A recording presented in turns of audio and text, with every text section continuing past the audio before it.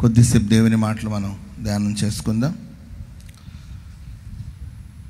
శ్రద్ధ భయభక్తితో దేవుని మాటలు మనం ధ్యానం చేద్దాం. యోహాను సువార్త, బైబిల్లో యోహాను సువార్త 7వ అధ్యాయం. బైబిల్ ఉన్న వాళ్ళందరూ చక్కగా వాక్యాన్ని గమనించాలి. యోహాను సువార్త 7వ అధ్యాయము 38వ వాక్యం.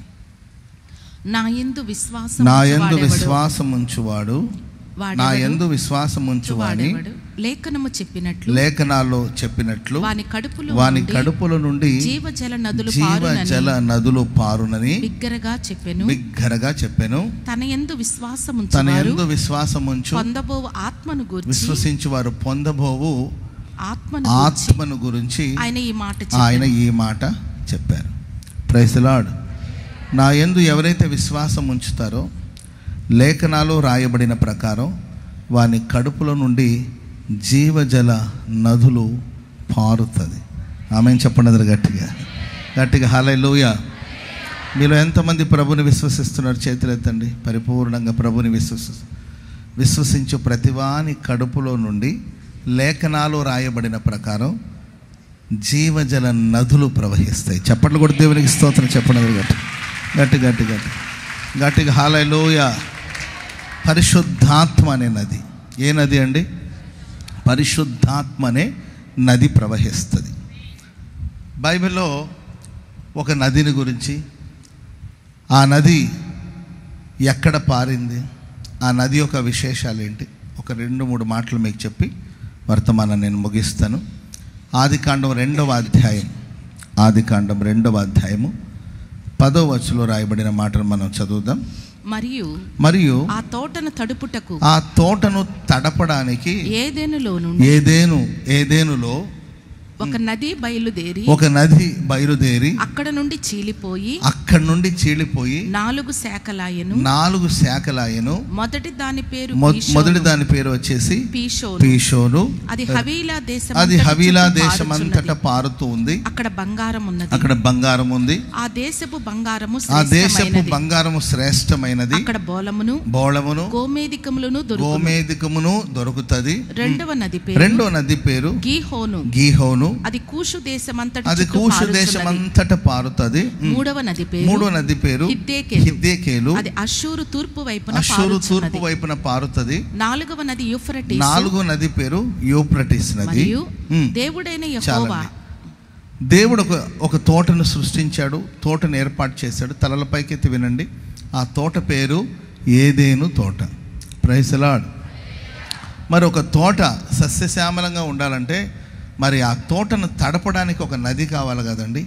అందుకే దేవుడు ఆ ఏదేను తోటలో ఒక నదిని పుట్టించాడు. Praise the lord. ఈ నది యొక్క పని ఏంటంటే ఆ తోటనంతా తడపాలి. ఏం చేయాలండి? తోటనంతా తడపాలి. ఆ తోటంతా ఎల్లప్పుడూ పచ్చగా ఉండాలి. ఆ తోట సస్యశ్యామలంగా ఉండాలి. ఆ తోట ఫలభరితంగా ఉండాలి. దానికోసం దేవుడు ఒక నదిని పుట్టించారు. నేను మీకు చెప్పాను, నది అనగా పరిశుద్ధాత్మనికి మనం పోల్చి ధ్యానిస్తున్నాం. సంఘంలో కావచ్చు, విశ్వాస జీవితంలో కావచ్చు, ఒక దైవ సేవకుని జీవితంలో కావచ్చు, ఆయన కడుపులో నుండి ఒక నది జన్మించాలి, ఒక నది ప్రవహించాలి. ఆ నది దేవుని తోట అనగా సంఘమంతటిని తడపాలి. చప్పట్లు కూడా మొదలు గట్టి పరిశుద్ధాత్మ అనుభవాలు మనం పొందుకోవాలి. పరిశుద్ధాత్మని కోసం కనిపెట్టి మనం ప్రార్థించాలి. తోట ఎప్పుడు సస్యశ్యామలంగా ఉంటుంది. తోట ఎప్పుడు పచ్చగా ఉంటుంది. పచ్చగా ఉండడం అంటే ఏంటంటే పసుపు రంగు రాసుకురమ్మని కాదు. పచ్చగా ఉండడం అంటే ఎప్పుడు పచ్చదనం దేనికి సాదృశ్యంగా ఉంటుందంటే సంతోషానికి సాదృశ్యం. సంఘం ఎప్పుడు అత్యానంద భరితులై అత్యాసక్తితో ప్రార్థించడం, ఆనంద భరితులుగా మార్చబడడం, సంతోషించడం, సంఘానికి క్షేమాభివృద్ధి కలగడం, సంఘంలో పరిశుద్ధత కలగడం, సంఘంలో దేవుని యొక్క ఏంటంటే ఆదరణ కలగడం, సంఘం క్షేమాభివృద్ధి పొందడం, ఇవన్నీ ఎప్పుడు జరుగుతుంటే పరిశుద్ధాత్మ నది ఎల్లప్పుడూ సంఘములు ఉబుకుతూ ఉండాలి. స్తోత్రం చెప్పడం గట్టిగా. సంఘంలో నది ప్రవహిస్తూ ఉండాలి.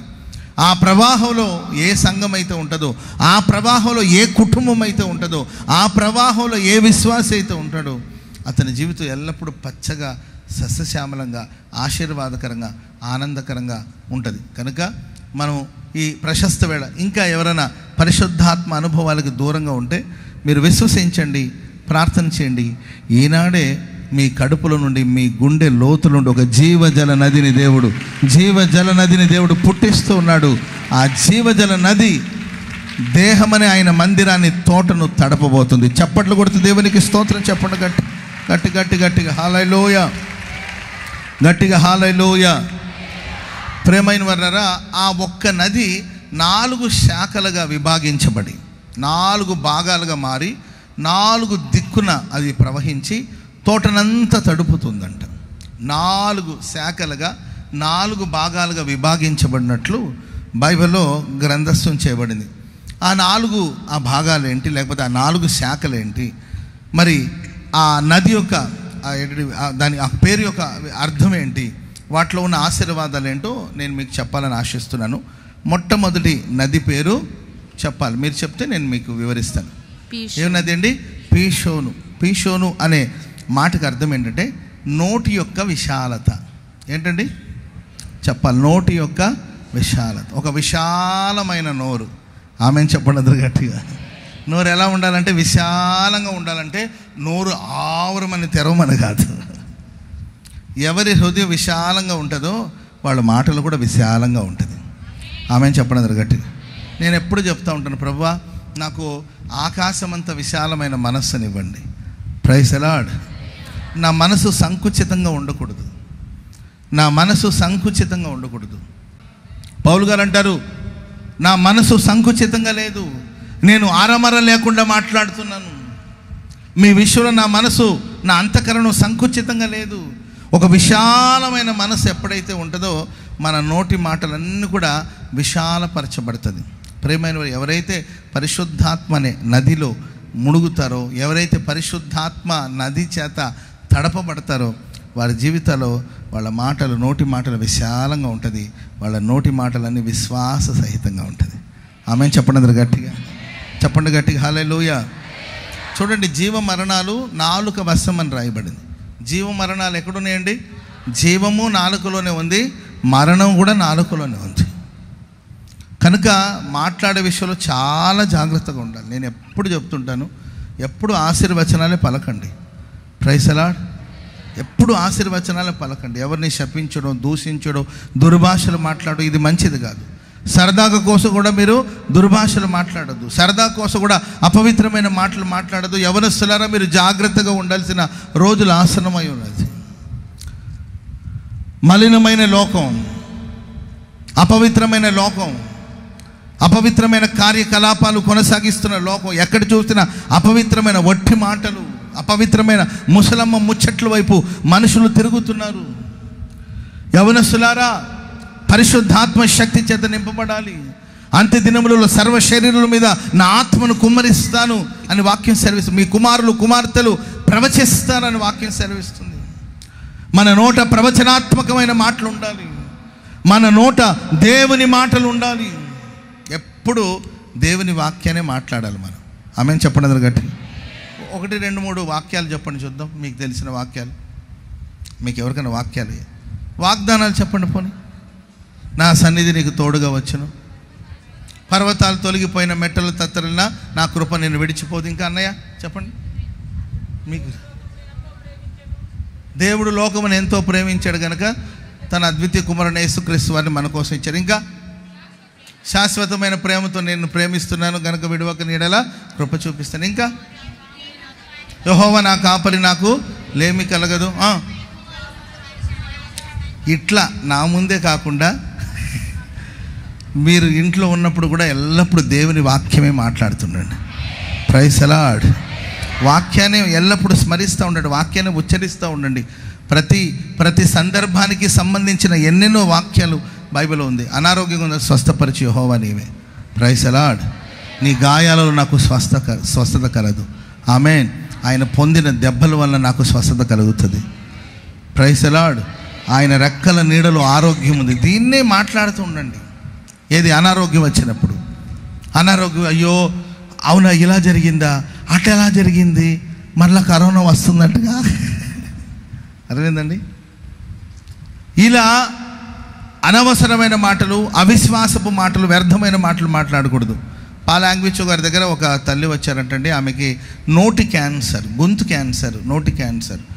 సో ఆమె మాట్లాడలేని పరిస్థితులు ఉంది. అప్పుడు దైవజనుడు ఒక నోట్బుక్ ఆవిడకి ఇచ్చి దాంట్లో యేసుక్రీస్తే నా పరిహారి, లేకపోతే యేసుక్రీస్తు వారే నన్ను స్వస్థపరిచేవాడు, యేసయ్య నీవే నన్ను స్వస్థపరిచేవాడు, యేసయ్య నీవే నన్ను స్వస్థపరుస్తావని ఒక 5,000 సార్లు రాయమని ఒక నోట్బుక్, ఒక పెన్ ఇచ్చి పంపించాడంట. ఆమె ఒక 2,000 సార్లు 3,000 సార్లు రాసిందంటండి. ఆ తర్వాత దైవ సేవకుడి దగ్గరికి వచ్చి ఆయన విష్ చేసింది, మాట్లాడుతూ, అమ్మ నీవెవరమ్మా అంటే, మీరు చెప్పారు కదండి 5,000 సార్లు రాయండి అని అన్నారు కదా, నేను నా మనసులో నుండి ఆ మాట, నాకు ఒకవేళ మాట్లాడే అవకాశం లేకపోయినా నా మనసులో విశ్వసించి నేను రాయగా 2,000 సార్లు రాశాను లేదు, దేవుడు నాకు పూర్ణ స్వస్థతనిచ్చేసి. స్తోత్రం చెప్పండి అందరూ గట్టిగా హల్లెలూయా. విశ్వాసపు ఒప్పుకోలు, విశ్వాసపు మాటలు మాట్లాడాలి మనం. ఆమేన్ చెప్పండి అందరూ గట్టిగా హల్లెలూయా. నేను చావను. Praise the lord. నేను చావనంటే చావు కూడా సిగ్గుపడాల్సిందే. చావుకు సిగ్గు లేదు, మరణానికి సిగ్గు లేదండి. అది మర్యాద ఉండదు, సిగ్గు ఉండదు. ఏంటండి ఇప్పుడు వెళ్ళొచ్చా వెళ్ళకూడదా, 2 రోజుల పెళ్ళి ఉంది, ఇప్పుడు వెళ్ళొచ్చా వెళ్ళకూడదు, ఏం ఆలోచించదు, దూరేస్తుంది అంతే, జ్వరపడుతుంది మరణం. కానీ నేను చావను. Praise the lord. నేను చావను, సజీవుడనై ఉండి దేవుని నామాన్ని కీర్తిస్తాను. Praise the Lord. హల్లెలూయా అని అంటే మరణం కూడా సిగ్గుపడుతుంది. వయసు అయిపోయింది పాస్టర్ గారండి, ఓపిక లేదండి, ఒక అప్పటిలాగా లేదండి అంటుంటారు కొంతమంది. ఎంతమ్మా వయసు అంటే 34 వచ్చిందండి. ఇది 34కే. Praise the Lord. నీకు 60 సంవత్సరాలు వచ్చిన, 70 సంవత్సరాలు వచ్చిన, నువ్వేమన్నా, ముసలితనమందు కూడా నేను చిగురు పెట్టుచు సారము కలిగి పచ్చగా ఉంటాను. ముసలితనమందు కూడా నేను చిగురు పెట్టుచు సారము కలిగి పచ్చగా ఉంటాను. Praise the lord. చెప్పండి గట్టిగా హల్లెలూయా. దేవుడు యథార్థవంతుడని, ఆయనలో ఏ చెడుతనం లేదని నేను ప్రకటించాలి. రాబోయే తరానికి దేవుని గురించి చెప్పాలంటే నేను సజీవుడై ఉండాలి. ముసలితనమందు ఇంకా నేను చిగురు పెట్టుచు సారము కలిగి ఉండాలి. ఎందుకంటే దేవుడు యథార్థవంతుడు, ఆయనలో ఏ చెడుతనం లేదని ప్రకటించాలి. నేను మూలపడిపోతే ఎవరు ప్రకటిస్తారు? ప్రకటించాలి. అందుకొరకు నేను బ్రతకాలి. ఆమేన్ చెప్పండి అందరూ గట్టిగా హల్లెలూయా. ఇప్పుడు దైవజనులు యేసన్న గారి గురించి నాకు తెలిసినంత కంటే ప్రేమక్క వాళ్ళకి, రూతక్క వాళ్ళకి ఇంకా ఎక్కువ తెలుసు. సమస్త పునాదిని గురించి, సమస్త యొక్క ఏంటంటే ఆదిలో ఆరంభించబడిన సంఘం యొక్క వివరాలు నాకన్నా ఎక్కువగా ఏంటంటే ఎప్పటి నుండి దేవుని సేవలో ఉన్న వాళ్ళకి తెలుసు. కాబట్టి నేను చెప్పేదానికన్నా దైవ సేవకులు చెప్తే ఇంకా స్ట్రాంగ్గా ఉంటుంది. ఈ సంస్థ యొక్క పునాదుల గురించి, సంస్థ ఎలా ఆరంభించబడింది నేను విని చెప్తున్నాను, వాళ్ళు చూసి చెప్తారు. Praise the lord. నేను విని చెప్తున్నాను, వాళ్ళు చూశారు, అనుభవించారు, కాబట్టి వాళ్ళ మాటలు ఇంకా స్ట్రాంగ్గా ఉంటుంది.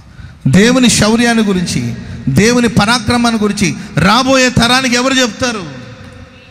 చెప్పాలి. ఎవరు చెప్తారండి? నేనా? మీరేం చేస్తారు? మీరేమన్నా నేను చెప్తానన్నాలి. ఎవరు చెప్తారండి దేవునికి? రాబోయే తరానికి దేవుని పరాక్రమాన్ని గురించి ఎవరు చెప్తారంటే చెప్పాలి. నేనే చెప్తానని చెప్పాలి. హల్లెలూయా. నువ్వు చెప్పాలంటే మరి దేవుడు నీకు దీర్ఘాయువుని దయచేయాలి, దేవుడు నీకు ఆరోగ్యాన్ని ఇవ్వాలి, నీకు బలం ఇవ్వాలి, నీకు వాక్శక్తిని దేవుడు దయచేయాలి. చప్పట్లు కొడుతూ దేవునికి స్తోత్రాలు చెప్పండి. అందుకొరకు ఒక జీవనది పరిశుద్ధాత్మ నది నీ గుండె లోతుల నుండి ఊపుకుతూ ఉంది, గుండె లోతుల నుండి పారుతుంది. జీవనది. Praise the Lord. హల్లెలూయా. యెహెజ్కేలు గ్రంథం 37వ అధ్యాయం 9వ వచనం చదవండి. యెహెజ్కేలు గ్రంథం 37వ అధ్యాయం 9వ వచనం.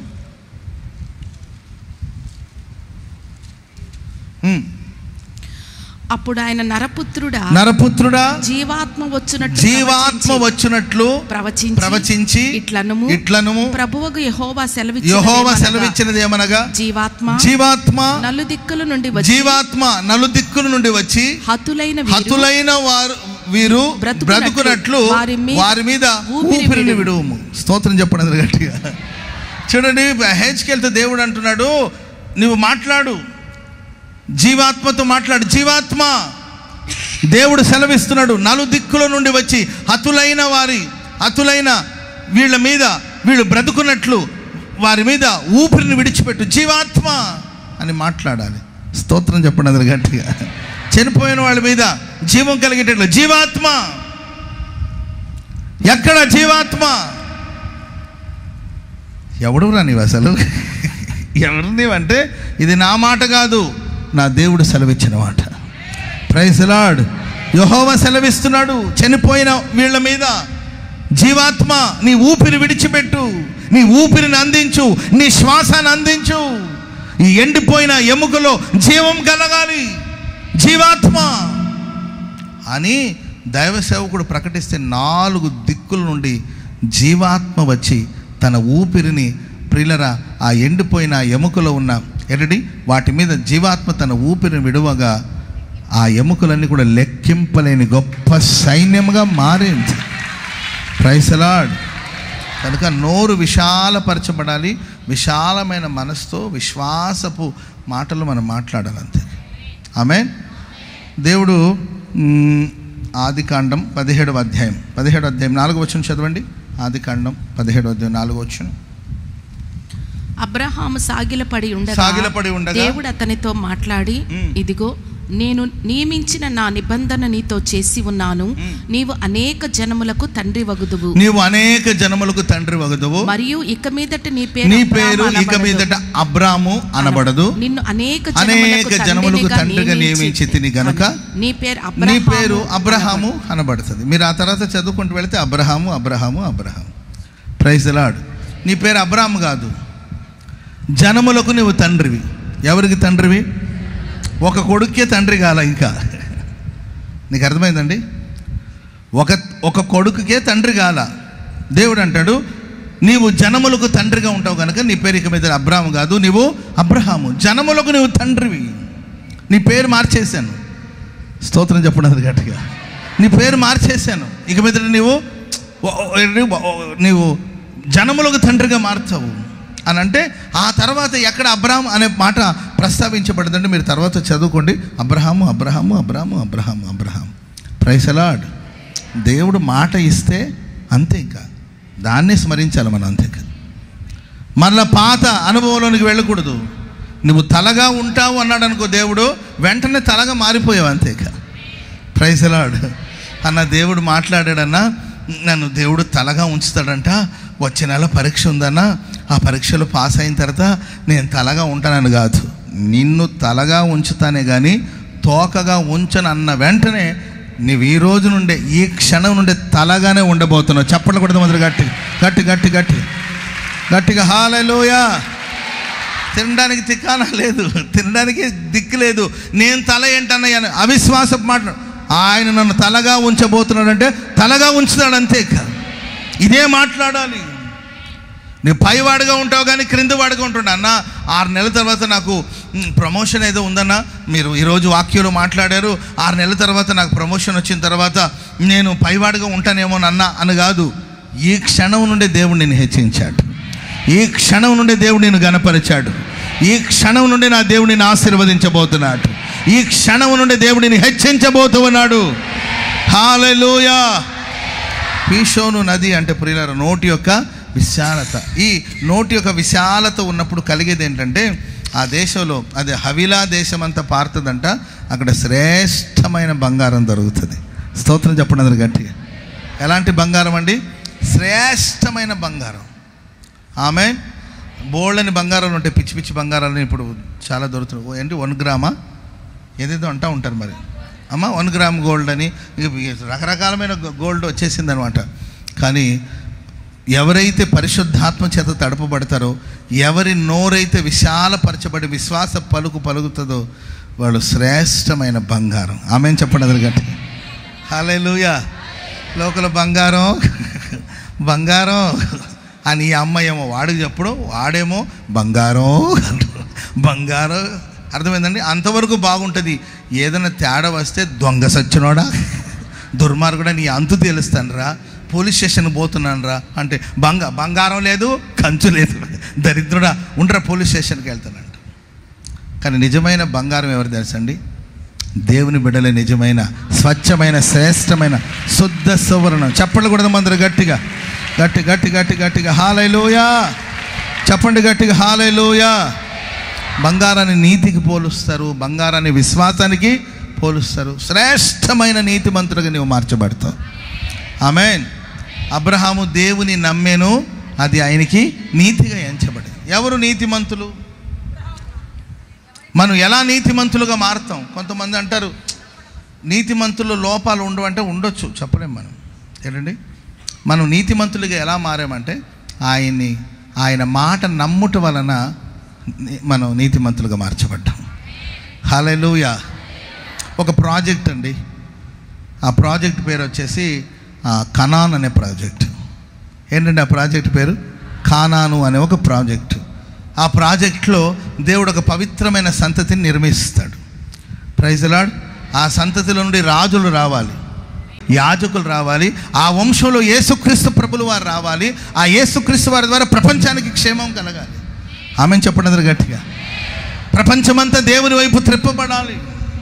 ప్రపంచాన్నంతా ఒకేసారి మార్చకుండా ముందు ఒక చిన్న దేశం కనాన్ అనే ఒక చిన్న దేశాన్ని ఎంపిక చేసుకుని ఆ దేశానికి న్యాయ విధులు, చట్టాలు, విధులు, క్రమశిక్షణ, పరిశుద్ధత అవన్నీ నేర్పాలి. దానికి ఒక పర్సన్ కావాలండి. అబ్రహాము కనిపించారు. Praise the lord. అబ్రహాముకు దేవుడు చెప్పారండి, అబ్రహాము నీవు లేచి నీ దేశాన్ని, నీ స్వజనులు విడిచిపెట్టి నేను చూపించే ఆ దేశానికి వెళ్ళి అక్కడ నేను ఆశీర్వదిస్తున్నాను. అబ్రహాము దేవుని నమ్మేను, అది అతనికి నీతిగా మార్చబడింది. Praise the lord. ఎవరి నోరు విశాలపరచబడుతుందో ఆ విశాలపరచబడిన చోట అనేక మంది నీతిమంతులు మనం చూస్తాం. Praise the lord. సంఘమంతా నీతిమంతులు ఖర్జూర వృక్ష వలె మూవ వేస్తారు. సంఘమంతా ఖర్జూర వృక్షాలే ఉండాలి. ఆమెను చెప్పండి అందరు గట్టిగా. నేనైతే నీతి గలవాడనై అని మాట్లాడాలి. ఎవరన్నా అడిగా ఎవడున్నాడండి నీతిమంతుడు? నేనున్నాను అనగలుగుతారా? లోకల్ అంటే ఎవడున్నాడండి నీతిమంతుడు? లేడు, ఒకడు లేడు. అందరూ పాపం చేసి దేవుని మహిమను పొందలేదు. ఎవడున్నాడండి భక్తుడు? అసలు మందిరానికి వచ్చేవాడు ఎవడున్నాడు? నేనున్నాను. ఎస్, నేనున్నాను. నేను నీతిమంతుడిని. మరి నీలో కూడా లోపాలు, ఓకే, చిన్న చిన్న లోపాలు ఉన్నాయేమో. నా దేవుడు దాన్ని పరిశుద్ధపరిచి నీతిమంతుడైన నన్ను పరిపూర్ణమైన పరిశుద్ధతలోకి నడిపిస్తాడు. నేను ఆయన మాటను వినే నీతిమంతుడిని. ఆయన మాటను నమ్మాను కనుక అది నాకు నీతిగా మార్చబడింది. Praise the lord. రెండవదిగా బోళము. ఏం దొరుకుతుందండి అక్కడ? నోటి యొక్క విశాలత. నోరు బాగుంటే అంటే నోరు మంచిదైతే, ఇది మాత్రం మనకు బాగా తెలుసు. 2-3 వాక్యాలు చెప్పమంటే వెతుక్కున్నారు కానండి, అర్థమైందండి. నోరు మంచిదైతే ఊరే మంచిదంట. బోళము అనేది ఒక పరిమళ సువాసనను అందిస్తుంది. అంటే మన సాక్ష్యపు జీవితానికి సాదృశ్యం. మన నోరు మంచిదైతే మన సాక్ష్యం బాగుంటుంది. Praise the lord. మాట్లాడడం చేత కాకపోతే మౌనం కూర్చోవాలి అంతే. నోటికి ఏది పడితే అది మాట్లాడి సాక్ష్యాన్ని పాడు చేసుకోవద్దు. నోటి మాటల ద్వారా దెబ్బలు తింటున్నారు కొంతమంది. నోటి మాటల ద్వారా కృపకు దూరం అయిపోతున్నారు కొందరు. నోటి మాటల ద్వారా దైవ సేవకులకు దూరం అయిపోతున్నారు. నోటి మాటల ద్వారా సంఘానికి దూరం అయిపోతున్నారు. సాక్ష్యం. Praise the lord. బోళం అంటే మన సాక్ష్యం పరిమళ సువాసనగా మారాలి. మన దగ్గరికి వచ్చుచు పోవచ్చున్న దైవజనుడు భక్తి కలిగిన దైవజనుడు. ఆమెను చెప్పడం గట్టిగా. భక్తి కలిగిన తల్లి ఆవిడ. మంచి కొందరి గురించి మాట్లాడేటప్పుడు అన్న ఆవిడ చాలా భక్తి పర్రాలన్న, ఆమె చాలా ప్రార్థన పర్రాలు. Praise the lord. ఆమె చాలా విశ్వాస పర్రాలన్న, మంచి విశ్వాసం అన్న. ఆవిడకు మంచి ప్రార్థన అన్న, అసలు ఎప్పుడు ప్రార్థన చేస్తూ ఉంటుంది. Praise the lord. కొందరి గురించి అడుగుతా అన్న, ఆ సిస్టర్ గారు ఎప్పుడు మందిరంలో మోకరించి ప్రార్థన చేస్తూ ఉంటుందన్న.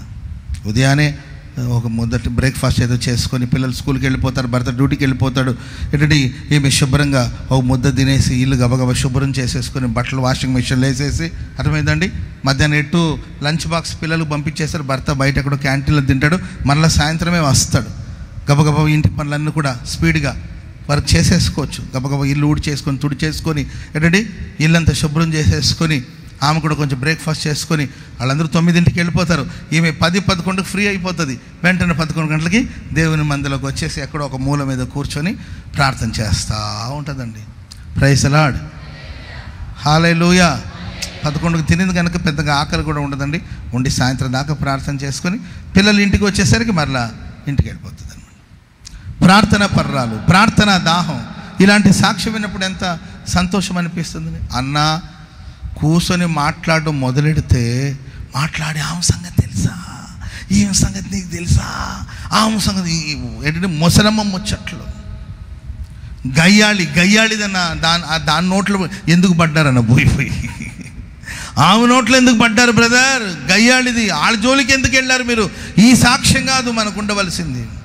మన దగ్గరికి వచ్చి పోవుచున్న దైవజనుడు భక్తి కలిగిన దైవజనుడు. ఈ దేశంలో ఒక ఒక ఒక ఒక దైవ సేవకుడు ఉన్నాడు, దైవజనుడు ఉన్నాడు. ఆయన భక్తి కలిగిన దైవజనుడు.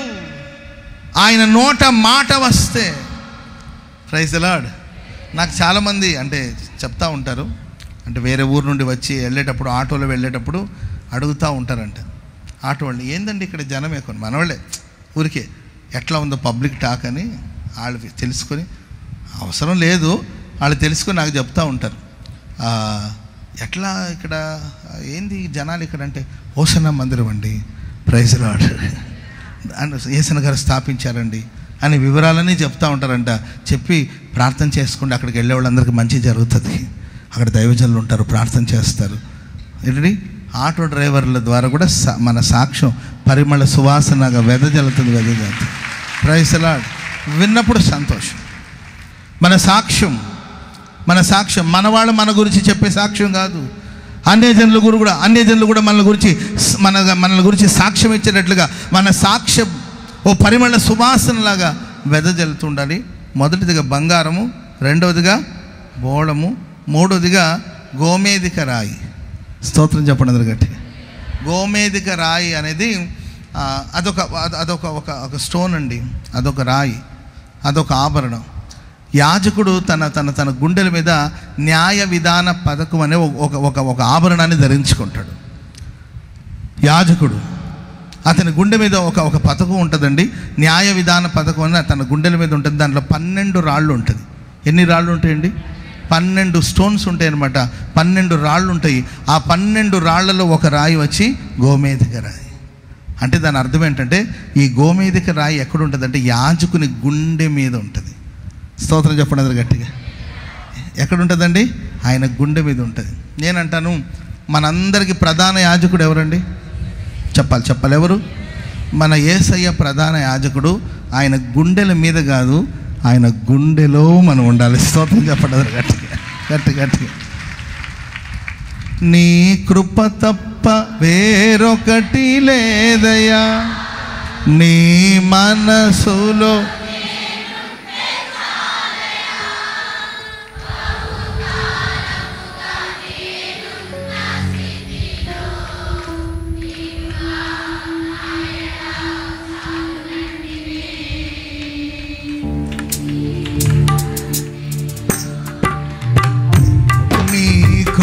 తప్ప వేరొకటి లేదయ్యా,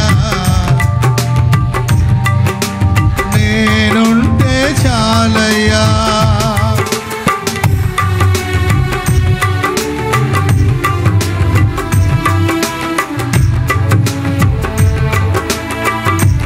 నీ కృప తప్ప వేరొకటి లేదయ్యా,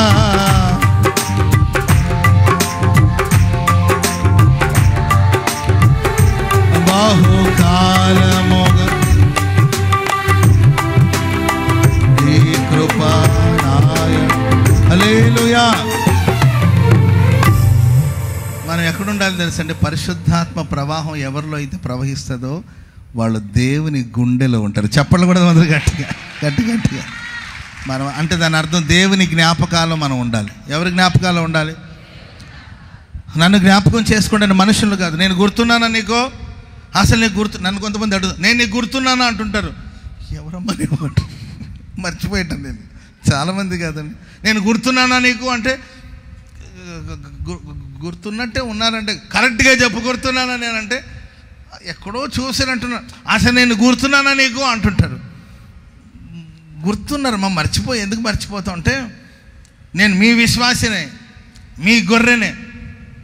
గొర్రెలా కనబడలేదు, నువ్వు బర్రెలా కనబడుతున్నావు. వస్తారమ్మా మీరు ప్రార్థనకి అని వెంటనే మా పీటర్ వీళ్ళు తెలుసా నీకంటే ఏమోనండి నాకు తెలియదు. Praise the lord. మీరు ఎప్పుడు వస్తాండి? క్రిస్మస్ పండుగ వస్తా. క్రిస్మస్ పండుగ వచ్చేవాళ్ళు మనకి ఆడ గుర్తుంటారు చెప్పండి? ఫుల్ కలర్ఫుల్గా వచ్చి ఉంటారు కాబట్టి ఎవరినైనా మనం గుర్తుపెట్టుకుంటాం చెప్పండి? మనుషులు మనల్ని గుర్తుపెట్టుకోకపోయినా నీలో పరిశుద్ధాత్ముడు పారుతూ ఉంటే, పరిశుద్ధాత్మ నది ప్రవహిస్తూ ఉంటే నువ్వు దేవుని జ్ఞాపకాలు ఉంటావు. ఆమెను చెప్పండి అందరు గట్టిగా. ప్రభు మనల్ని జ్ఞాపకం చేసుకోవాలి. శ్రమల పాలై దీనుడనైతిని, దేవుడు నన్ను జ్ఞాపకం చేసుకున్నాడు. దేవుని జ్ఞాపకాలు మనం ఉండాలి, దేవుని స్మరణలో మనం ఉండాలి. దేవుని ఏంటంటే ఆయన మనల్ని మర్చిపోకుండా. బైబిల్ సెలవిస్ స్త్రీ తన గర్భాన్ని పుట్టిన తన చంటి బిడ్డను మర్చిపోతుందా? వాళ్ళైనా మర్చిపోతారేమో కానీ నేను నిన్ను మరువను. హల్లెలూయా. మొట్టమొదటిగా ఏ నది అని చెప్పానండి? పీషోను. ఈ నది యొక్క అర్థం ఏంటంటే నోటి యొక్క విశాలత. ప్రియులారా, ఈ నోటి యొక్క విశాలత ఎవరికైతే ఉంటుందో అక్కడ బంగారం ఉంటుంది. రెండవదిగా సాక్ష్యం ఉంటుంది. అక్కడ నీతిమంతులు ఉంటారు, అక్కడ సాక్ష్యం ఉంటుంది. అండ్ గోమేధిక రాయి అంటే దేవుని గుండెలో ఉండే అనుభవం. రెండో మాట చదవండి. ఆ రెండో మాట కూడా రెండో నది పేరేంటి? గీహోను. ఏ నది? గీహోను అంటే ఆ మాటకు అర్థం ఏంటంటే కృప యొక్క ఊట. స్తోత్రం చెప్పండి గట్టిగా. లేకపోతే కృపగల లోయ. ఏ లోయ అండి? కృప కలిగిన లోయ. ఆ లోయలో కృప ఉంటుంది. అది కృప కలిగిన ఊట. కృప ఉబుకుతూ ఉంటుంది కృప. స్తోత్రం చెప్పండి అందరు గట్టిగా. ఎవరైతే పరిశుద్ధాత్మను పొందుకుంటారో వాళ్ళకి సమృద్ధిగా కృప అనుగ్రహించబడుతుంది. పక్కన వాళ్ళని చూసి చెప్పండి, మీకు కృప కలుగునుగాక, కృప కలుగునుగాక, కృప వెంబడి కృప కలుగునుగాక, కృప వెంబడి కృపను పొందుదువుగాక, కృప వెంబడి కృపను పొందుదువుగాక, కృప వెంబడి కృపను పొందుదువుగా. యేసయ్య గారు సేవ కొంతకాలం కొంతమంది దైవ సేవకుల దగ్గర సేవ చేసి కొన్ని కారణాల వల్ల అక్కడ నుండి బయటకు వచ్చేటప్పుడు ఆ పెద్ద ఆయన వాళ్ళ గురువు గారు, వాళ్ళ పాస్టర్ గారు యేసయ్య గారికి 10 రూపాయలు ఇచ్చారంట. ఎంత ఇచ్చారండి? 10 రూపాయలు. 10 సంవత్సరాలు అక్కడ సేవ చేశారంట అన్న వారి దగ్గర. బయలుదేరి వచ్చేటప్పుడు ఓ 10 రూపాయలు ఇచ్చి జాగ్రత్తగా సేవ చేసుకోవాలని పంపించారంట. చేతులు 10 రూపాయలు పట్టుకుని యేసయ్య గారు 10 సంవత్సరాలు సేవ చేసి బయటకు వచ్చేటప్పుడు ఒక 10 రూపీస్ పట్టుకొని బయటకు వస్తుంటే అక్కడ చర్చిలో ఉన్న సిస్టర్ గారు వచ్చి, యేసయ్య నీవేం బాధపడద్దు, నేను ప్రార్థన చేస్తుంటే దేవుడు చెప్తున్నాడు, దావీదునకు చూపిన శాశ్వత కృప నీకు చూపిస్తాను. Praise the Lord. హల్లెలూయా. చేతిలో 10 రూపాయలు పరిశుద్ధులు ఇచ్చిన 10 రూపాయలైనా 10 పైసలైనా విలువైంది నా అభిప్రాయంలో. Praise the Lord. ఎంత ఇచ్చారనేది కాదండి, వాళ్ళు ప్రార్థన చేసి 10 రూపాయలు ఇచ్చి, సరే ఛార్జీలకు లేకపోతే ఏదో మొత్తం ఆ రోజుల్లో 10 రూపాయలు అంటే పెద్ద అమౌంట్ అయి ఉండొచ్చు మేబీ. ఏంటంటే ఆ 10 రూపాయలు పట్టుకొని యేసయ్య గారు వచ్చారు. కానీ 10 రూపాయల వల్ల కాదండి, వారు పొందిన కృప. Praise the lord. అందుకే యేసయ్య గారి పాటలన్నీ ఆల్మోస్ట్ ఆలు కృపామయుడా నీ కృప నిత్యముండును, నీ కృపా బాహుల్యమే, కృపానిధి నీవే ప్రభు, దయానిధి నీవే ప్రభు, నా జీవితాన కురిసెనే నీ కృపామృతం, ఆశ్రయ దుర్గమ నా యేసయ్య. నవ జీవన మార్గమునా నన్ను నడిపి ఊహించలేనే. హల్లెలూయా. కృప కృప కృప కృప కృప. ప్రేమైన పరిశుద్ధాత్మను పొందిన వారి కడుపుల నుండి కృప అనే ఊట ఉబుకుపోతుంది. కృప అనే ఊట, కృప కలిగిన లోయ. స్తోత్రం చెప్పండి అందరూ గట్టిగా. ఆ లోయ అంతా కృప చేత కప్పబడుతుందండి. ఆమేన్. బైబిల్ ఒక సందర్భాన్ని మీకు గుర్తు చేస్తాను. రాజుల మొదటి గ్రంథం 1వ అధ్యాయము 33వ వచనం చదువుదామా?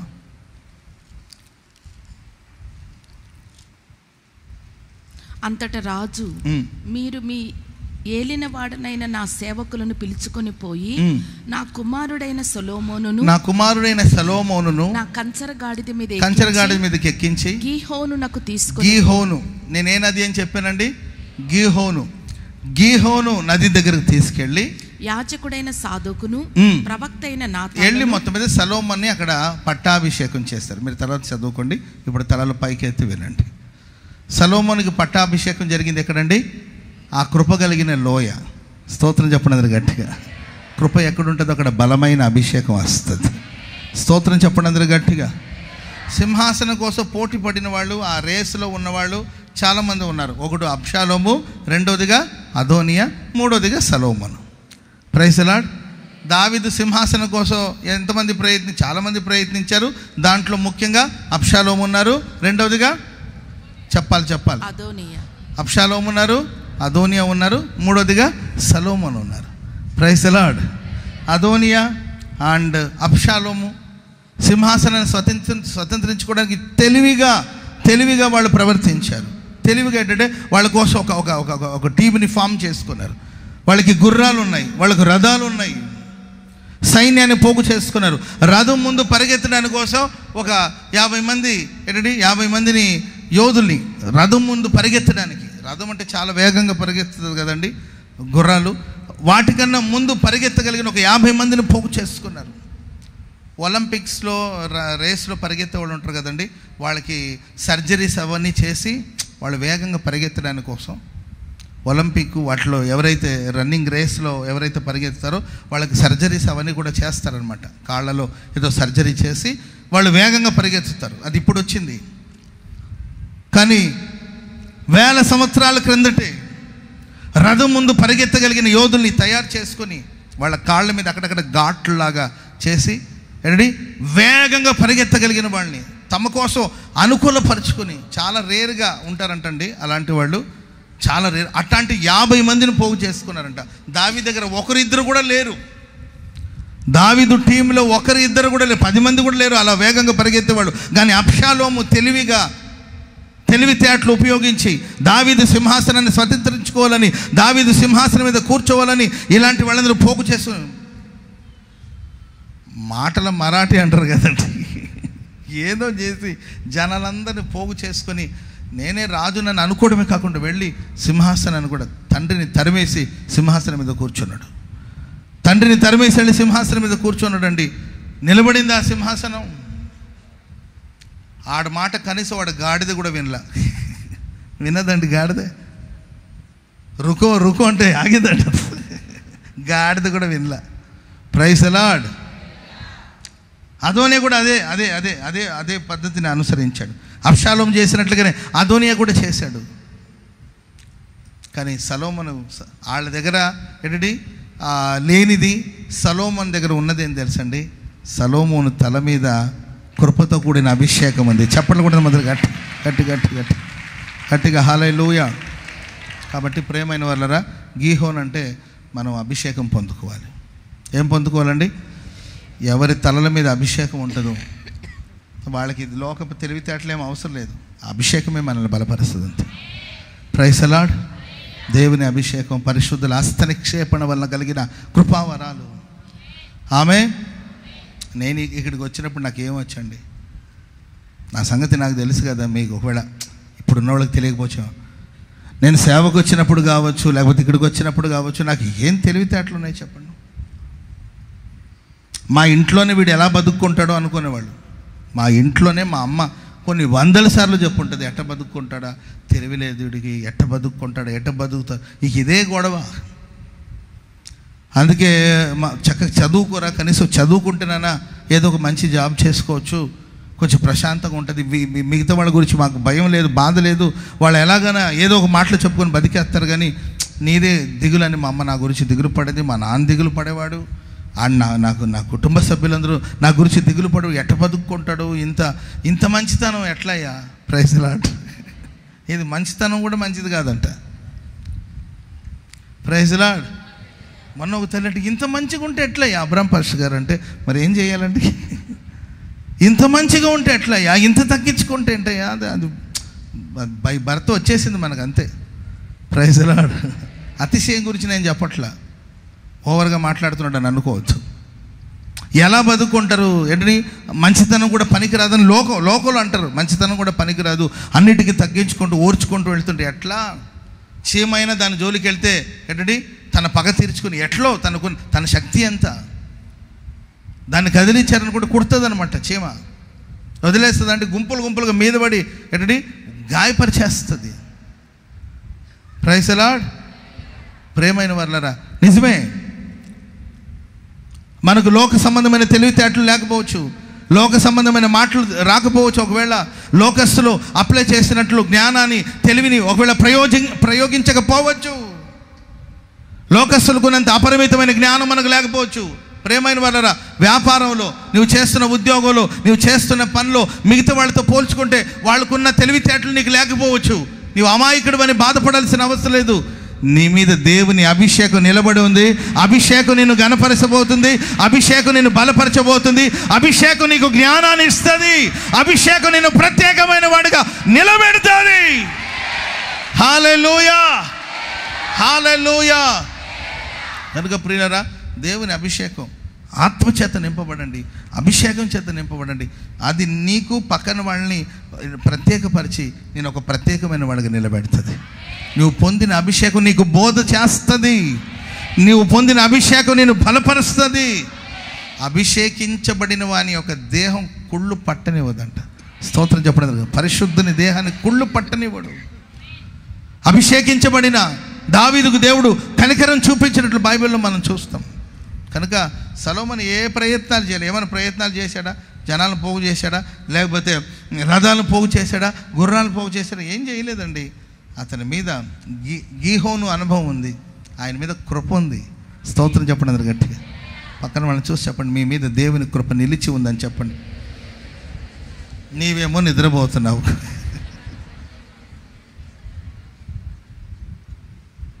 హల్లెలూయా. నీ మీదేమో కృప నిలబడింది, నీవేమో నిద్రపోతున్నావు. Praise the Lord, praise the Lord. నీకు కృప కలుగును గాక. దైవ సేవకులందరికీ కృప కలుగును గాక. దైవ సేవకులందరికీ కృప కలుగును గాక. పాస్టర్స్కి అంత కృప కలుగును గాక. ప్రజలందరికీ కృప కలుగును గాక. లైవ్లో ఈ కార్యక్రమాన్ని వీక్షిస్తున్న మీకు కృప కలుగును గాక. ఆ కృపను బట్టి నువ్వు అభిషేకించబడబోతున్నావు. గుర్తుపట్టండి, ఈరోజు మొదలుకొని ఇప్పటి నుండే మీరు ఒక ప్రత్యేకమైన వారికి ఉండబోతున్నారు. ఒక ప్రత్యేకమైన వారికి ఉండబోతున్నారు. నువ్వు సంథింగ్ స్పెషల్, అంతే కాదు. Praise the lord. ఏముందయ్యా ఈ మనిషిలో? అంతే, ఏమి లేకపోయినా స్పెషల్, అంతే. ఏముందయ్యా ఈ కొంపలో? ఏముందయ్యా ఈ ఇంట్లో? ఈ ఇంటి గురించి ఇంత గొప్పగా చెప్పారంటే ఇల్లు స్పెషల్, అంతే. ఇది కృప కలిగిన కృపా నిలయం ఇది, అంతేగా. ఏముందయ్యా? పైన పెద్దగా సీలింగ్ లేదు, కింద ఫ్లోరింగ్ లేదు, ఇంకా తలుపులు పెట్టలేదు, పెయింటింగ్ లేదు. ఏముందా ఇంట్లో? ఇంటి గురించి ఇంత గొప్పగా చెప్తున్నారంటే ఇది కృపా నిలయం. దీనికి సీలింగు ఏంటంటే ఫ్లోరింగ్ ఉండవలసిన అవసరం లేదు. ఇది కృప కలిగిన నిలయం. ఏముందని పోతున్నారు ఆ ఓసన్న మందిరానికి? కనీసం మీకు కూర్చోబెట్టిన కుర్చీలు కూడా లేవు కదా. అనొచ్చు కొంతమంది. కిందకి వెళ్ళి నేల మీద కూర్చుంటారు. ఏసీ ఉందా ఓసన్న మందిరం? మాకు ఏసీతో పని లేదు, ఇది కృపా నిలయం. ఇక్కడ కృపను పొందుకోవడానికి కొరకు మేము వెళుతున్నాం. కృప చేత మేము తృప్తి పొందుతాము. ఇక్కడ దేవుడు మమ్మల్ని అభిషేకిస్తాడు. దేవుడు మమ్మల్ని అభిషేకిస్తాడు. అభిషేకం మమ్మల్ని ప్రత్యేకమైన వారుగా ఉంచుతుంది. నీ ఉద్యోగం చేస్తున్నా, వ్యాపారం చేస్తున్నా, చదువుకుంటున్నా, నీవు ఎక్కడున్నా నీవు ఒక ప్రత్యేకమైన వ్యక్తిగా ఉంటావు, అంతే. Praise the lord. చెప్పండి, మొట్టమొదటి నది పేరేంటి? పీషోను. రెండో నది పేరు వచ్చేసి గీహోను. మూడో నది పేరు వచ్చేసి హిద్దేకేలు. హిద్దేకేలు అంటే వేగము అని అర్థం. రెండవదిగా హిద్దేకేలు నది తీరమున దానియేలుకు దేవుడు ఒక దర్శనం ఇచ్చాడు. Praise the lord. చెప్పండి గట్టిగా, హల్లెలూయా. వేగంగా ఉండాలి మనం. ఎలా ఉండాలండి? ఎలా ఉండాలి? మనం గాడిదలాగా ఉండకూడదు, గుర్రంలా ఉండాలి. గాడిదకి భారం ఏదైనా బాధ్యత ఇస్తే ఆ పని చేసుకుని వెళ్ళి పని. వేగం. సంఘం వేగంగా వృద్ధి పొందాలి. విశ్వాసి వేగంగా వృద్ధి పొందాలి. ఆత్మలోని వేగంగా అభివృద్ధి పొందాలి. అన్ని విషయాలు ఒక వేగం ఉండాలి.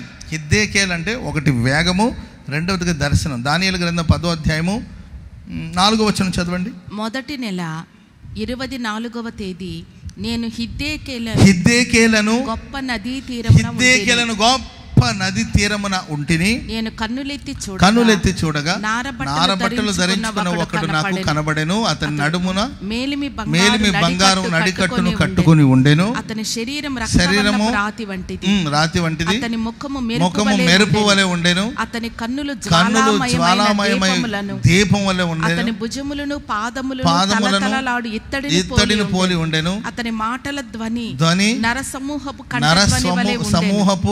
కంఠధ్వని. అవన్నీ కూడా మీరు చదువుకోండి. దేవుని స్వరూప దర్శనం. స్తోత్రం చెప్పండి అందరు గట్టిగా. హిద్దేకేలు అంటే దేవుని స్వరూప దర్శనం. మనకి ఎవరి దర్శనం కలగాలండి? చెప్పాలి. ఎవరి దర్శనం? పిచ్చి పిచ్చి దర్శనాలు. అన్నా, నా చేయి తీసుకెళ్ళి మా బావ చేతిలో పెట్టినట్టు నాకు కల వచ్చిందన్నా. దీని అర్థం ఏంటన్నా నన్ను అడుగుతుంది. బావ అంటే వాళ్ళ అక్క వాళ్ళ ఆయన. మీకు అర్థమవుతుందండి? వాళ్ళ అక్క వాళ్ళ హస్బెండ్ ఏంటండి. పాప ఆమెకి బాబు పుడితే సరే చెల్లిని తోడుగా ఉండమ్మా, వెళ్ళి కొంచెం అక్కకి సహాయంగా ఉండమంటే పాప వెళ్ళి అంట్లు తోమడానికి, గిన్నెలు తోమడానికి, ఆమెకి ఏదైనా హెల్ప్ చేస్తుందని పాప ఇంట్లో నుండి పంపించారు. ఈ పిచ్చిది అక్కడ వెళ్ళి కలలుగా ఉంటుందన్నమాట. అర్థమైందండి? ఆ కళలో వచ్చి నాకు చెప్తుంది. అర్థాలు నేను చెప్పాలి. ఇప్పుడు నా చేతులు తళతళ మెరుస్తూ ఉంది. మా బావగారి చేతులు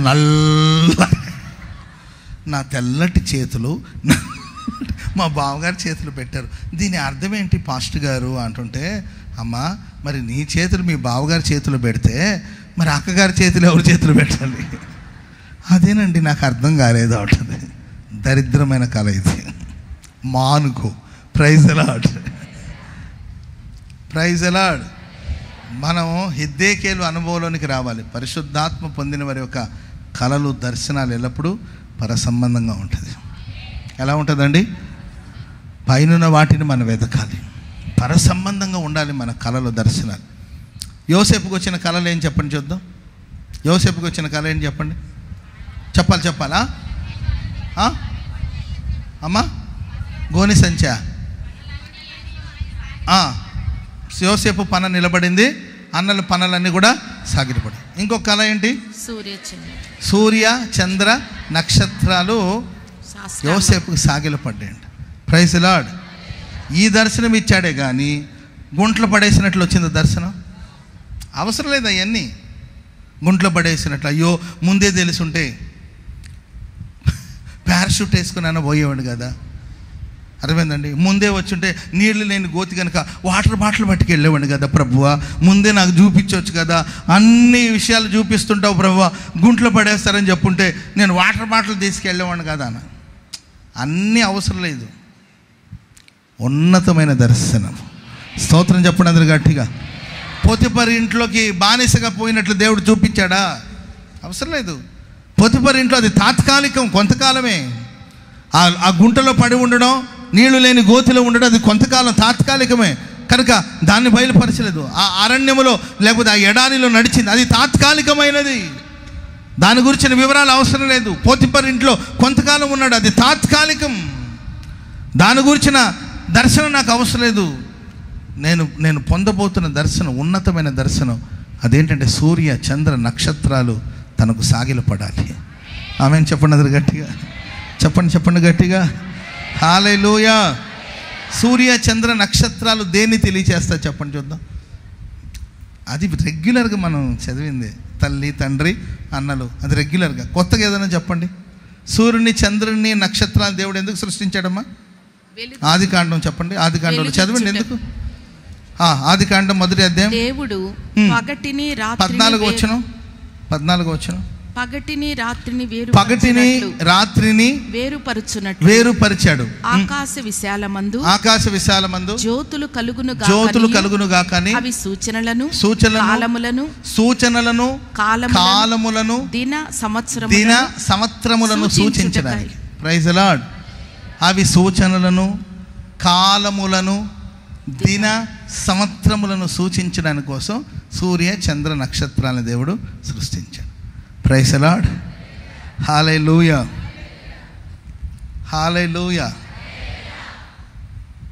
ఇప్పటి వరకు ఎవరిదో కాలం అయి ఉండొచ్చు. ఇక మీదట మన కాలం ఆరంభమైందంటే స్తోత్రం చెప్పడం గట్టిగా. సూర్య చంద్ర నక్షత్రాలు మనకు సాగిల పడడం అంటే ఏంటంటే ఇప్పటి వరకు నీ హవా సాగిందేమో. Praise the lord. వాళ్ళదే హవా అని వాళ్ళ హవా సాగింది ఇప్పుడు దాకా. యోసేపు వచ్చిన తర్వాత ఇక యోసేపు చెప్పిందే జరగబోతుంది. చెప్పట్లు కూడా అందరికి ఇది దర్శనం.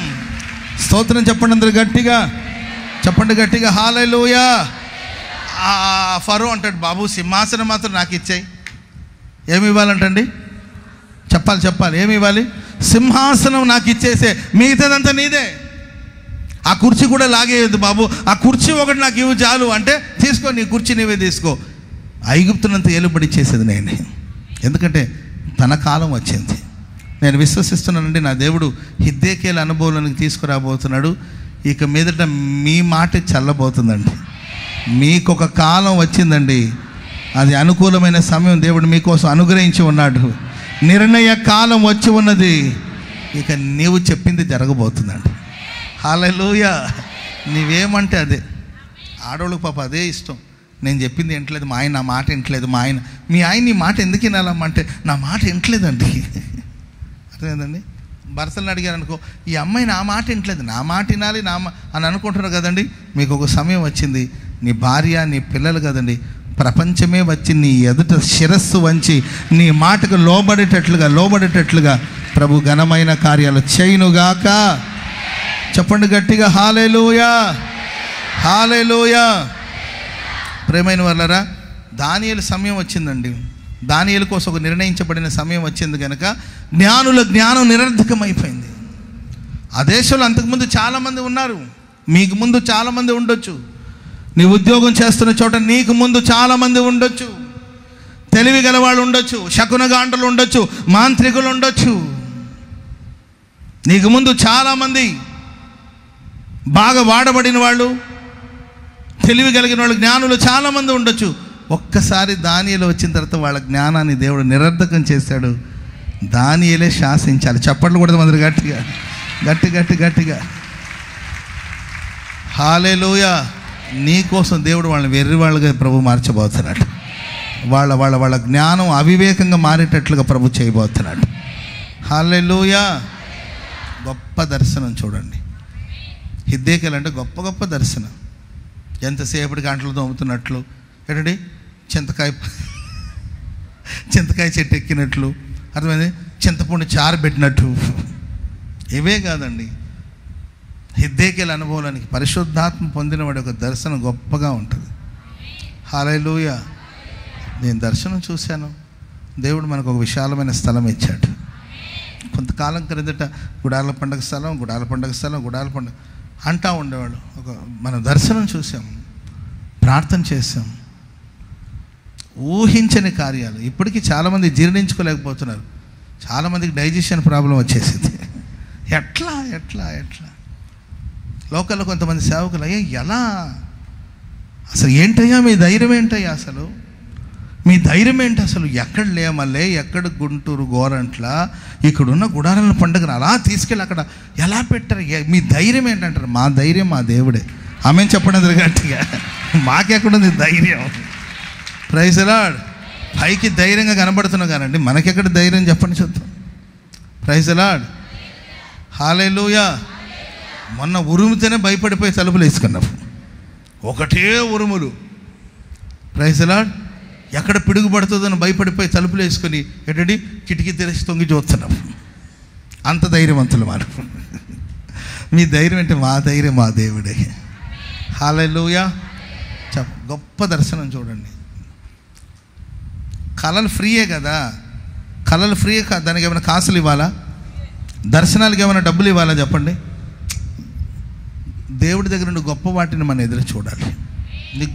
నీ లైఫ్ గొప్పగా ఉన్నట్లు విశ్వసించి దర్శనాలు చూడాలి నీవు. ఆమేన్. ప్రభువా, ఒక అర సెంటు తీసుకుని ఏం చేస్తామమ్మా? అర సెంటు తీసుకోవడం కానీ ఒక సెంటు బాటలు కొనుక్కోవడం వెళ్ళు. అర సెంట్లో ఒక చిన్న గది సరిపోతాయా? పాపాత్మురాలయ్యా, అయ్యా ఇంకా పాపంలోనే ఉంటావమ్మా. అయ్యా మట్టినయ్యా, దుమ్మునయ్యా, ధూళినయ్యా, బూడిదనయ్యా, గాడిదనయ్యా, ఇదేనా? ప్రార్థనలు కూడా గొప్ప మాటలు రావా? Praise the lord. నీవు నా దేవుడవు, నీవు దేవుడని, నేను నీ సేవకుడని ప్రపంచానికి తెలియాలి. చెప్పట్లు కూడా మొదలు గట్టిగా గట్టి గట్టి గట్టి గట్టిగా హల్లెలూయా. గొప్ప ప్రార్థన. ఆమేన్. నీ సమయం వచ్చిందండి. నువ్వు హిద్దెకేలు నది తీరాన నిలబడి ఉన్నావు. నీ సమయం వచ్చింది. ఇక నీ మాటే జరగబోతుంది. నీ మాటే జరగబోతుంది. ఏలి అంటే నా మాట ప్రకారం అవునుగాక, నా మాట ప్రకారం అవునుగాక, నా మాట ప్రకారం జరుగునుగాక. తన సేవకుని, తన బిడ్డల నోటి మాటలు దేవుడు రూఢిపరచునుగాక, రూఢిపరచునుగాక. నా మాట వినరు అని అనొద్దు, నీ మాట వింటారు అంతే. తల్లిదండ్రులు చెప్పండి, నా పిల్లలు నా మాట వింటారని చెప్పండి. ఇదే మాట మీద ఉండండి. నా దగ్గర కూర్చొన్న పాప మాట వింటలేదన్నా, ఆమె మాటల తోటలాగా పేలుతుందన్నా అని అనకూడదు. నా పిల్లలు నా మాట, నా పిల్లలు వాళ్ళు. Praise the lord. వాళ్ళు నన్ను కన్నారా, నేను వాళ్ళని కన్నానా? ఇట్లా ఉండాలండి. అయ్యా వింటలేదయ్యా, అది వింటలేదయ్యా, అది వింటలేదయ్యా అంటే అది ఎంత అంతే. నా పిల్లలు నా మాట వింటారు. Praise the lord.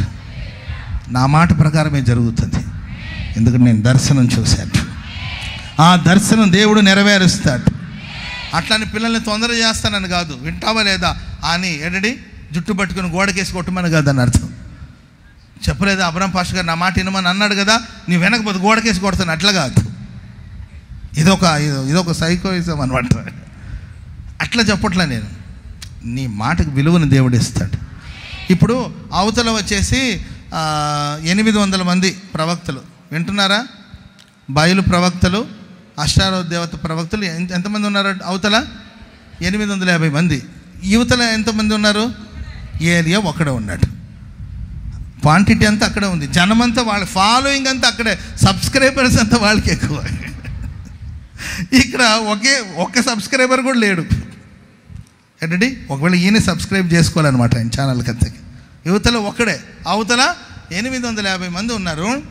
ఎవరు మాట విన్నారు అక్కడ? అసలు బలిపీఠం కడదాము, ఈ కాన్సెప్ట్ ఎవరిదమ్మా? ఏలియాదేనా? ఏలియానే కదా చెప్పింది. మీరు ముందు బలిపీఠం కట్టి బలి అర్పించండి, అగ్ని ఆకాశం నుండి వచ్చి దహిస్తే మీ దేవుడు గొప్పవాడు అవుతాడు, ఆ తర్వాత నాకు ఛాన్స్ ఇవ్వండి. ఇది ఎవరిది ప్లాన్? ఎవరిది చెప్పాలి. అవతల ఎంతమంది ఉన్నారు? యువతలు ఎంతమంది ఉన్నారు? నీ మాట మేము ఎందుకు వినాలి? నీకు ఎంతమంది సబ్స్క్రైబర్స్ ఉన్నారు? నీకు ఫేస్బుక్లో ఎంతమంది ఫాలోవర్స్ ఉన్నారు? నీ మాట మేము ఎందుకు వినాలి అనాలి కదండి. వాళ్ళు అనాలి కదా. సరే, నీవేమో నా ఫ్రెండా, నీవేమో నా దోస్త్ గాడువా, అసలు నీ మాట మేము ఎందుకు వినాలి అని అనాలి కదండి వాళ్ళు. కానీ నోరు మూసుకొని ఏలియా చెప్పినట్లు చేస్తున్నారంటే ఏలియా కాలం వచ్చిందండి. ఇక ఏలియా చెప్పిందే జరుగుతుంది. ఇక ఏలియా చెప్పిందే. చప్పట్లు కొడుతూ గట్టిగా గట్టిగా హల్లెలూయా, హల్లెలూయా. ఏలియా ఏం చెప్తే చేశారు వాళ్ళు, అంతేకాదు. ఏంటండి? వాళ్ళే పిచ్చోళ్ళు అయ్యారు. వాళ్ళు ఏమనుకున్నారు, ఏదో ఒకటి చేయొచ్చులే, మనం ఏదో ఒకటి చేసి అగ్ని రప్పించవచ్చు. ఒరేయ్ బుడ్డోడా, నీవు వాటి నుండి అగ్ని తీసుకొచ్చేసా, కనపడకుండా నువ్వు నేల మీద పాక్కుంటూ వచ్చి ఏదో చేద్దామని వాళ్ళు అనుకున్నారు. ఏమీ చేయలేకపోయారు వాళ్ళు. ఎందుకంటే ఇప్పుడు వరకు మీ ఆట సాగిందేమో. ఎందుకంటే నేను 3.5 సంవత్సరం ఎక్కడున్నానంటే గుహలో ఉన్నాను, విధవరాల ఇంటి దగ్గర ఉన్నాను, సారెఫత్ విధవరాల ఇంటి దగ్గర ఉన్నాను, లేకపోతే కేరెత్ వాక్ దగ్గర ఉన్నాను, అక్కడక్కడ దాక్కొని ఉన్నాను. కాబట్టి ఇప్పుడు దాకా మీ ఆట చెల్లిందేమో. ఇక ఏలియా వచ్చాడు. ఇక ఏలియా మాటే జరుగుతాయి. చెప్పట్లు కూడా మొదలు గట్టి గట్టి గట్టి హల్లెలూయా చెప్పండి గట్టిగా, హల్లెలూయా. బాగుంది కదండి? నాకైతే చాలా బాగుంది ఈ మాట. నా మాట జరగాలి, మనం అనుకునేదే జరగాలి. 100 106 మనం దర్శనం చూసాం, అంతేకాదు కాలం వచ్చేసింది. సూర్య చంద్ర నక్షత్రాలు మనకు సాగిల పడాల్సిందే. కాలాలు సమయాలను కూడా మనకు లోబడాల్సిందే. ఆమేన్. చెప్పండి గట్టిగా హల్లెలూయా, గట్టిగా హల్లెలూయా. వేగం పెంచండి, వేగం పెంచండి. చప్పట్లు కొడుతూ పరిశుద్ధాత్మలో నింపబడండి. ఇక వేగం పెరుగుతుంది. నీ అభివృద్ధిని ఎవరు ఆపలేరు. నీ అభివృద్ధిని ఎవరు ఆపలేరు. ఇక సాగిపోవడమే.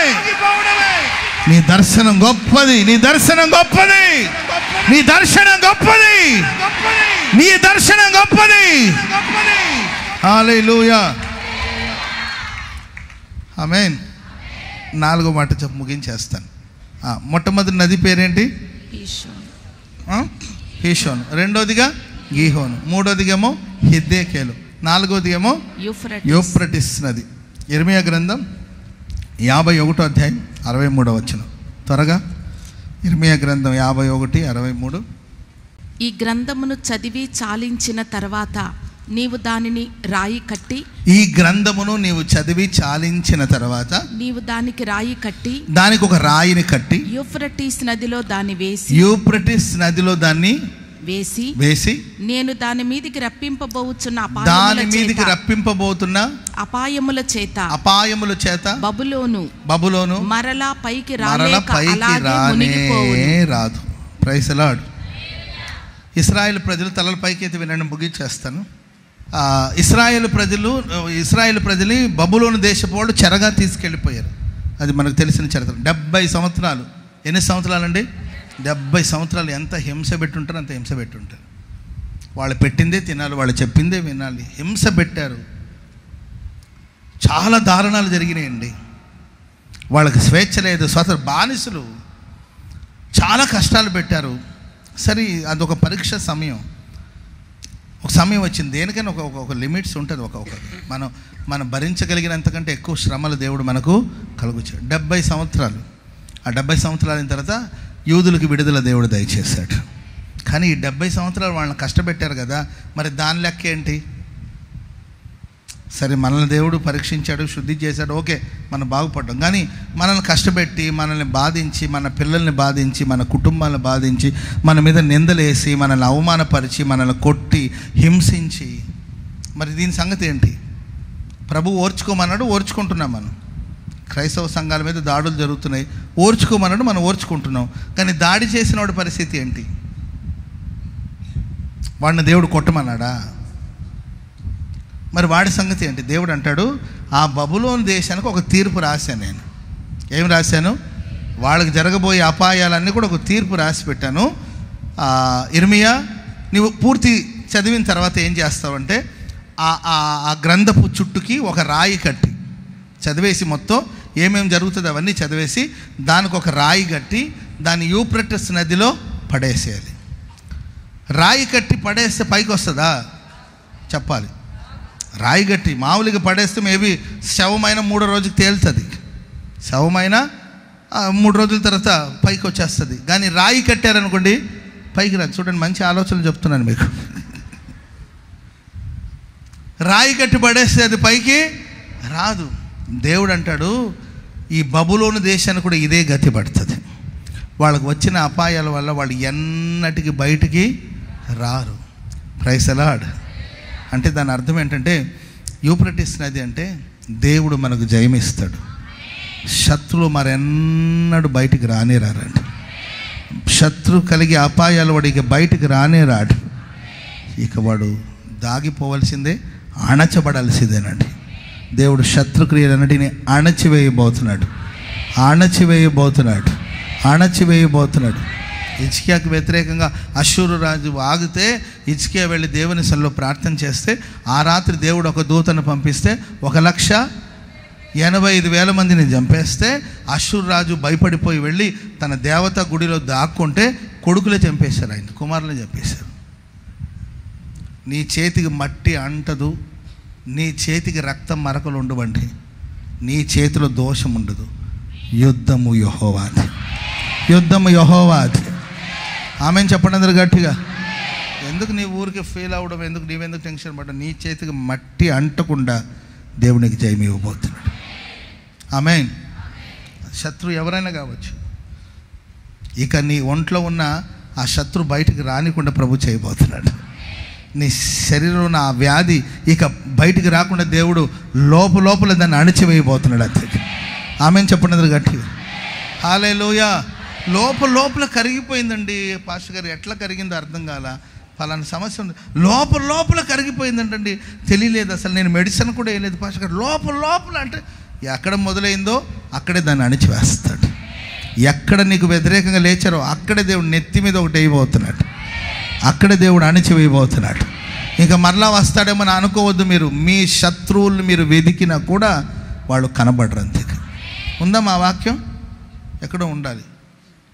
నీ మీద కోప్పడిన వాళ్ళు, వాళ్ళని వెతికినా కూడా వాళ్ళని కనిపించరని ఎక్కడో ఉంటుంది యెషయా గ్రంథం. నీ మీద కోపడు వాళ్ళు సిగ్గుపడి విస్మయం పొందుతారు. నీతో వాదించేవాడు మాయమైపోతారంట.